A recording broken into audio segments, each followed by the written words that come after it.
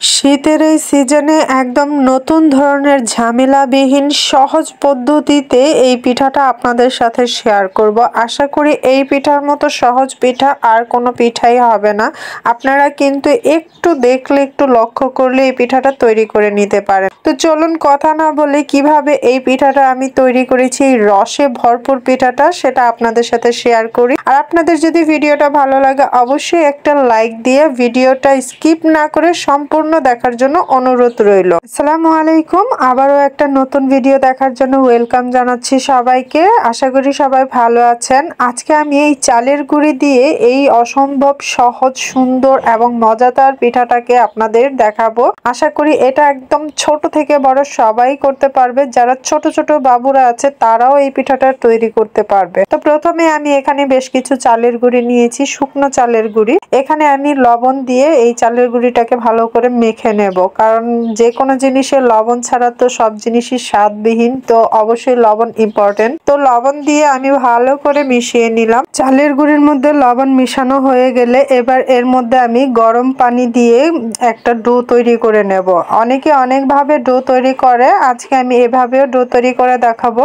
তো এই যে দেখুন, এই পিঠার জন্য এইভাবে ডোটাই কিন্তু পারফেক্ট। তো আপনারা চেষ্টা করবেন এভাবে করার জন্যই। তো এটাকে আমি আস্তে আস্তে একদম বলকানা গরম পানি দিয়ে কিন্তু করে নিচ্ছি। আপনারা কিন্তু এটাকে কোনো মতে ঠান্ডা পানি দিয়ে গুলবেন না, একদম বলকানা গরম পানি দিয়ে অবশ্যই গুলবেন। এটা সাবধানের সাথে করে নেবেন।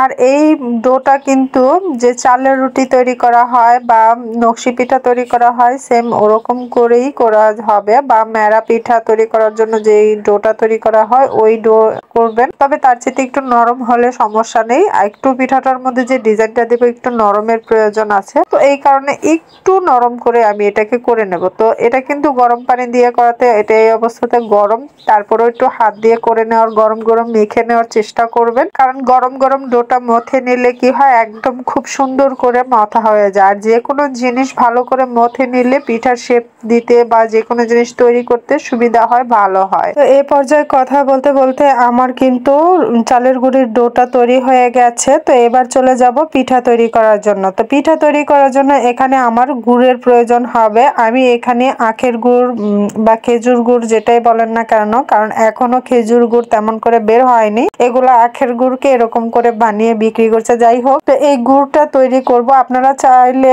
এইখানে অরিজিনাল খেজুরের যে গুড়টা পাওয়া যায় ওইটা দিয়ে যদি তৈরি করতে পারেন তাহলে এই পিঠার স্বাদ কখনোই ভুলবেন না। কারণ খেজুরের গুড়ের পিঠা এত মজা হয়, এত মজা হয়, যারা খেয়েছে তারা জানে। তো যাই হোক, কথা বলতে বলতে আমি কিন্তু মিঠাইগুলোকে একটু বটি দিয়ে কেটে নিয়েছি, আর না হলে এটা ভিতরে দিতে সুবিধা হবে না। এখন আমি ছোট একটা ডো নিয়ে নিয়েছি, এটাকে আমি হাতে এরকম করে গোল করে তারপরে একটু বাটির মতো তৈরি করে নিচ্ছি, কারণ এর ভিতরে আমি এই গুড়টা দিয়ে দেব। আপনারা চাইলে এর সাথে কিন্তু কাঁচা নারিকেলটাও দিতে পারেন। তো আমি নারিকেলটা দেইনি, নারিকেল ছাড়া শুধু গুড়টা দিয়ে তৈরি করেছি। তো এটাকে এভাবে করে মুখটা সিল করে দেবেন যাতে করে গুড়টা না বেরিয়ে আসে। তো এবার হাতে আপনার মন ইচ্ছা মতো শেপ দিবেন। তো আমি এরকম করে শেপ দিয়ে নিয়েছি। এভাবে করে মানে আমি যেভাবে পিঠাটা তৈরি করেছি আপনাদের সেভাবে দেখাচ্ছি বা বলছি। তো এইভাবে করে একটু লম্বা লম্বি শেপ দিয়ে দিয়েছি, দুই মাথা একটু চৌকো করে নিয়েছি যাতে পিঠাটা দেখতে সুন্দর দেখা যায়। তো এভাবে করে কিন্তু আমি আরো দুই একটা তৈরি করে নেব। দেখুন, একটা পিঠা কিন্তু তৈরি হয়ে গেছে। তো আমি এটা রেখে আরো দুইটা আমি তৈরি করে নিচ্ছি। তো এই পিঠার ডোটা কিন্তু একটু নরম হয়েছে। তো এই পিঠার ডোটা নরম হলে কোনো সমস্যা নেই, কারণ ডিজাইনটা দিতে গেলে একটু নরমের প্রয়োজন আছে। তো একইভাবে আমি আরো পিঠা তৈরি করে নিচ্ছি, তারপর আপনাদের ডিজাইনটা দিয়ে দেখে দেব। এই পিঠাগুলো কিন্তু ছোট বাচ্চারাও একবার দেখলে তৈরি করতে পারবে, কারণ আমার সাথে সাথে কিন্তু আমার মেয়েটাও তৈরি করেছিল, কোনো সমস্যা হয়নি, একবারই দেখে পেরেছে। তো এভাবেই করে কিন্তু আপনারা এই শীতের মধ্যে বিভিন্ন ধরনের পিঠাপুলি তৈরি করে খেতে পারেন। আসলে একই ধরনের পিঠা বিভিন্ন ধরনের শেপ, বিভিন্ন ধরনের ডিজাইন করে খেলে কিন্তু অনেক মজা লাগে এবং দেখতেও খুবই সুন্দর লাগে। আর আমার প্রিয় ভিউয়ার্সদের উদ্দেশ্য বলতে চাই যে আমার ভয়েসটা ইগনোর করবেন, কারণ এখন শীতের সিজন, আমার যেহেতু ঠান্ডা বা অ্যাজমার সমস্যা আছে, একটু ভয়েসের সমস্যা হয় বা ভয়েস এদিক সেদিক হয়, সুতরাং আপনারা ক্ষমা দৃষ্টিতে দেখবেন। দেখবেন আসলে আমার এই সমস্যাটা প্রায় হয়। তো যাই হোক, কথা বলতে বলতে পিঠা কিন্তু তৈরি হয়ে গেছে। এবার আমি ডিজাইন তৈরি করছি। দেখতেই পাচ্ছেন একটা চামিচের গোড়া দিয়ে কিন্তু আমি এই শেপটা করে নিচ্ছি।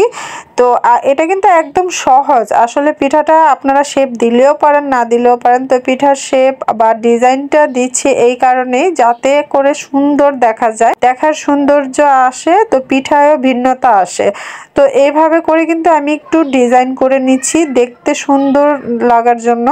মানে দেখতে সুন্দর হলে খাবার কিন্তু খেতেও ভালো লাগে, আর ভালো খাবার যদি দেখতে সুন্দর না হয় খেতেও কিন্তু ভালো লাগে না। তো আমি সেই কারণে জাস্ট একটু ডিজাইন করে নিলাম। এদিকে আমার একটা পিঠা ডিজাইন হয়ে গেছে, আমি আরো একটাতে আপনাদের ডিজাইন করে দেখিয়ে দিচ্ছি আপনাদের সুবিধার জন্য। তো এটা কিন্তু খুব বেশি চাপ দিচ্ছি না, হালকা চাপ দিলে এটা দাগটা বসে যাচ্ছে, যেহেতু পিঠার ডোটা একটু নরম করেছি। তো এভাবে করে কিন্তু আমি ডিজাইনটা তৈরি করে নিচ্ছি। আপনারা যেরকম ইচ্ছা ডিজাইন তৈরি এখানে করতে পারে। তো এভাবে করেই আমার কাছে ভালো লাগছে, আমি এভাবে করে দিয়েছি। দেখুন কতটা সুন্দর হয়েছে। আর মাথাগুলা একটু হাতে দিয়ে আবার প্রেস করে চোখা করে দিচ্ছি দেখতে সুন্দর দেখার জন্য। তো এভাবে করেই কিন্তু আমি আরো সব কয়টা করে নেব।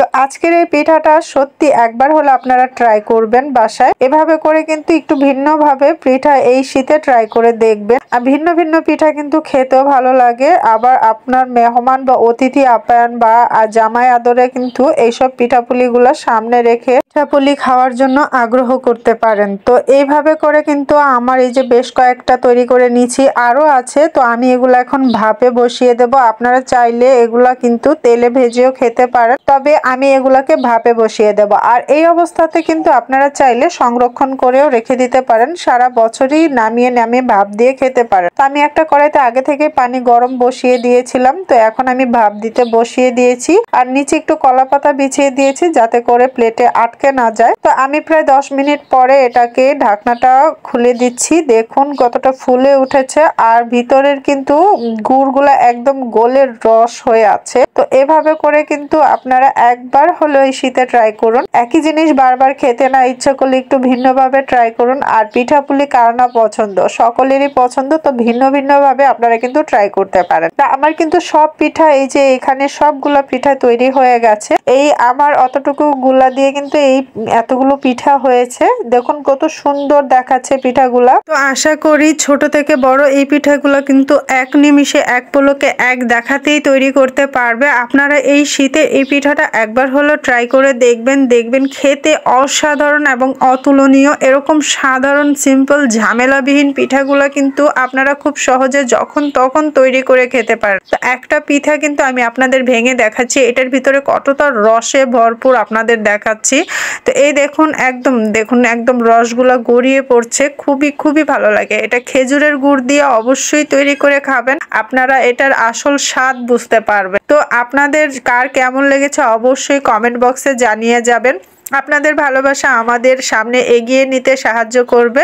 আশা করি আজকের ভিডিওটা ভালো লেগেছে, যদি ভালো লাগে অবশ্যই শেয়ার করে দেবেন। আবারও দেখা হবে নতুন কোনো ভিডিওতে। আল্লাহ হাফেজ, আসসালামু আলাইকুম।